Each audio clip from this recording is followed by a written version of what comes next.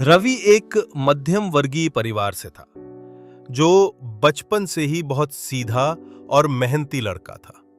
उसकी माँ एक स्कूल में शिक्षिका थीं और पिता एक डाकिये थे। रवि का सपना था एक लेखक बनना। वो रोज रात में डायरी में कुछ न कुछ लिखा करता, पर कभी किसी को दिखाने की हिम्मत नहीं हुई। उसके दोस्त इंजीनियर और डॉक्टर बनने की तैयारी कर रहे थे और रवि एक पुरानी डायरी में कविताएं और कहानियां लिख रहा था। लोग हंसते थे, अरे आजकल कौन किताबें पढ़ता है, ये सब तो शौक की बातें हैं। एक दिन रवि की मां की तबीयत बहुत खराब हो गई। घर में पैसों की बहुत तंगी थी।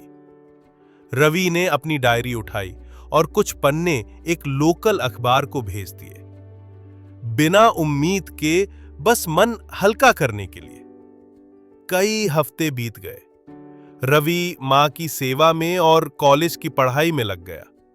फिर एक दिन डाकिये उसके पिता के हाथ में एक सुनहरी चिट्ठी आई। वो रवि के नाम थी, उसी अखबार से। चिट्ठी में लिखा था, आपकी कहानी ने हमें भावुक कर दिया। हम इसे छापना चाहते हैं और इसके लिए 10,000 रुपए का मानधन भी भेज रहे हैं। रवि के हाथ कांप उठे। पहली बार किसी ने उसकी कलम को पहचान दी थी। उसने मां को वो चिट्ठी पढ़कर सुनाई।